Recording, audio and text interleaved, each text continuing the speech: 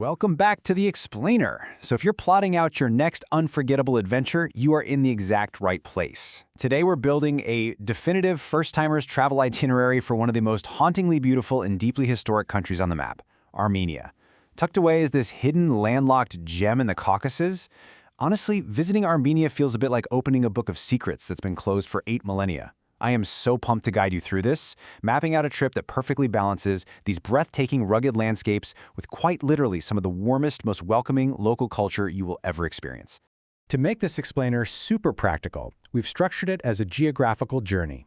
Here is our roadmap. First, welcome to ancient Armenia. Second, base camp Yerevan, the Pink City. Third, essential local cultural tips. Fourth, iconic day trips nearby. Fifth, venturing into the provinces. And finally, sixth, the spirit of Armenia. Okay, let's dive into this with Section 1. Welcome to ancient Armenia, a land of firsts and hidden secrets. Because to really understand where you're traveling, we have to establish just how deep the roots of this country actually go. 8,000. That is the staggering number of years of history hidden right within Armenia's borders. When you travel here, you're literally walking through valleys that witness the absolute dawn of civilization. Take the Arniwan Cave, for example. You aren't just looking at old rocks there. You're standing inside a site that astonishingly houses a 6,100-year-old winery.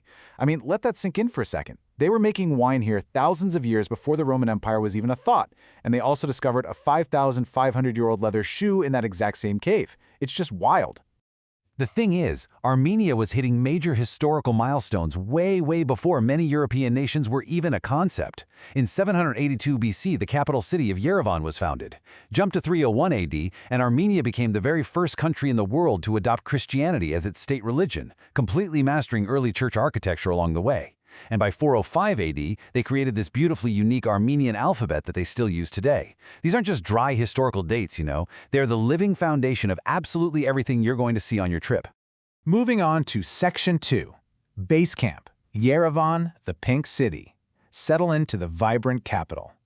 Every great trip needs that perfect base camp, and yours is going to be the beating heart of Armenia, which happens to be one of the oldest continuously inhabited cities in the entire world. The second you step foot in Yerevan, you're going to notice its incredibly unique visual vibe. Locals affectionately call it the Pink City. And actually, scratch that, it's not just a clever marketing nickname, it comes directly from the stunning volcanic tuff stone they used to build the city. At sunrise and sunset, all the buildings radiate this warm, timeless, rosy glow.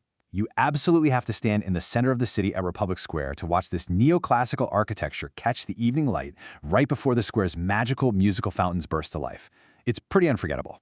So, what are the absolute must-dos in your base camp? First up, you've got to tackle the Cascade Complex. It's this massive, grand staircase, 572 steps to be exact, and as you climb, you uncover all these vivid sculptures and lush gardens, ending with a breathtaking view of the city with Mount Ararat in the distance.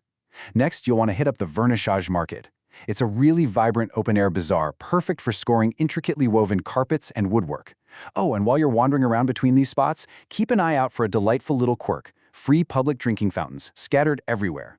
Practical, for sure, but they also perfectly capture Yerevan's refreshingly welcoming spirit. All right, Section 3, Essential Local Cultural Tips. How to survive Armenian hospitality. We're going to hit pause on the sightseeing for just a second because before you venture out of the city, you really need a quick, lighthearted cultural survival guide. Because honestly, the locals are what make this place so special. So here are your 3 essential cultural steps. Step 1, when locals welcome you, graciously accept the lavash, which is this amazing UNESCO-listed traditional flatbread along with the salt. It's a beautiful symbol of prosperity, and trust me, Armenians will go totally above and beyond, feeding you way more than you can possibly handle. Step 2, embrace the transport culture. Locals are famously friendly to hitchhikers, and if you grab a taxi, just prepare yourself for drivers who love to make you feel like family by offering some highly entertaining, completely unsolicited life advice. And step 3, when you head out to the giant stone letters at the Alphabet Monument on Mount Ararat, locals will enthusiastically jump in to help you find the first letter of your name carved in stone for that perfect photo op. Okay, let's get back on the road. Section 4, Iconic Day Trips Nearby, Ancient Wonders Just Outside the City. With your base camp set and your cultural etiquette fully sorted, it's time to take some short, really striking excursions just outside the capital. Just a short drive from Yerevan brilliantly illustrates the architectural duality of Armenia. On one side, you have the Garni Temple. Built in the 1st century AD, it's the only standing Greco-Roman colonnaded building in Armenia, and it was dedicated to a pagan sun god. It's very open, grand, and classical. But then, just down the road is Geghard Monastery. This is a Christian complex from the 4th to 13th centuries that is seamlessly, intricately carved directly into these hidden, rugged cliffs. The choir acoustics inside those stone chambers are so incredible that stepping inside creates the spiritual atmosphere that is honestly hard to put into words. Now, while you're visiting the Garni Temple, you absolutely cannot miss what's hiding down below it in the Garni Gorge. It's called the Symphony of Stones. This whole canyon was carved out by ancient volcanic activity and erosion, leaving behind these perfectly symmetrical, towering basalt pillars that look exactly like giant organ pipes. It is just raw, natural artistry.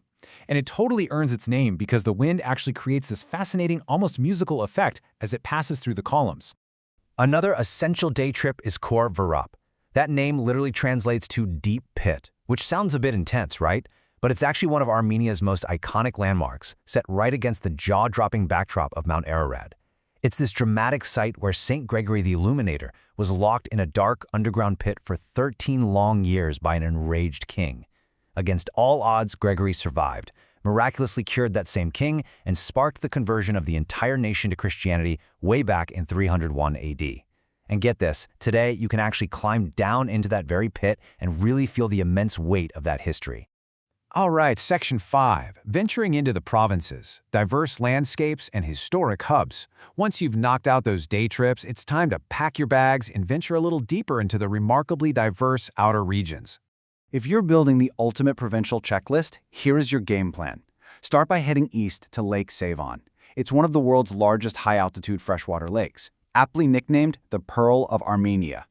Up north, you've got the Lori region, totally defined by the lush Debit Canyon and its medieval UNESCO-listed monasteries that actually served as massive learning hubs. Then there's Dilijan, famous for crisp mountain air, mineral springs, and dense national parks. Everyone calls it Armenia's Switzerland. And finally, Gyumri, the second largest city. It's a super vibrant hub of arts and crafts, completely defined by its striking black and orange tough stone architecture. Now, if your provincial road trip takes you down south to the Tetev Monastery, you are going to encounter a very specific number, 5.7. That stands for the 5.7 kilometers of the Wings of Tetev. It's literally the world's longest non-stop reversible cable car. You're gliding for almost 6 kilometers over the stunning, plunging ravines of the Voratan Gorge just to reach this 9th century monastery. It's an exhilarating ride, and the views, you simply cannot get them anywhere else. Also down south is just an absolute marvel, the Kanzorisk Cave Village. And we're not talking about just a couple of caves here. This was an entire community with schools and churches, all intricately carved into the cliffs of a steep gorge. It was a refuge for freedom fighters, and amazingly, people were living in these ingeniously sustainable, temperature-regulated rock homes right up until the 1950s. No way, right? Today, the ultimate thrill is just getting there. You have to walk across this dramatic, swaying 160-meter suspension bridge that was built entirely by local villagers. It really lets you step from the present straight into the past. And that brings us to our final stop, Section 6, the spirit of Armenia, resilience, heritage, and enduring grace. Because as we wrap up this itinerary, we really have to anchor all of these breathtaking sites in the deep, unyielding identity of the people who actually call this land home. See, throughout your entire trip, you're going to constantly spot Mount Ararat looming majestically in the distance. It is the snow-capped symbol of Armenian identity. Yet, it carries this bittersweet reality. Today, it lies just beyond Armenia's modern borders, visible only from afar. It's a silent, poignant reminder of a really tragic history. The Armenian highlands used to hold vast treasures, like the grand medieval ruins of Ani, which was known as the city of 1,001 churches. But centuries of shifting borders, ultimately culminating in the devastating Armenian genocide from 1915 to 1923 and the forced displacement of hundreds of thousands of people, meant that many of these deeply cherished cultural landmarks were separated from modern Armenia. But here's the thing. Even facing that kind of unimaginable loss, the resilience of this nation is just awe-inspiring. If you visit the Solemn Genocide Memorial in Yerevan, you'll see this eternal flame. It honors the past, absolutely, but it also symbolizes a people who continuously rebuild and preserve their culture against all odds. It perfectly embodies this beautiful Armenian proverb, "A tree with strong roots laughs at storms." That is the true spirit of Armenia, right there. A nation standing tall with enduring grace, somehow transforming hardship into an incredibly inviting, warm, and brilliant culture. Well, that wraps up our explainer. We've mapped out the base camp, the iconic day trips, the incredible regions, and the resilient heart of this historic nation. So I'll leave you with this final thought. Which hidden wonder of this resilient, 8,000-year-old story will you explore first on your journey? Thank you so much for joining me to uncover these incredible secrets. Now take this itinerary, pack your bags, and go experience the extraordinary warmth of Armenia for yourself.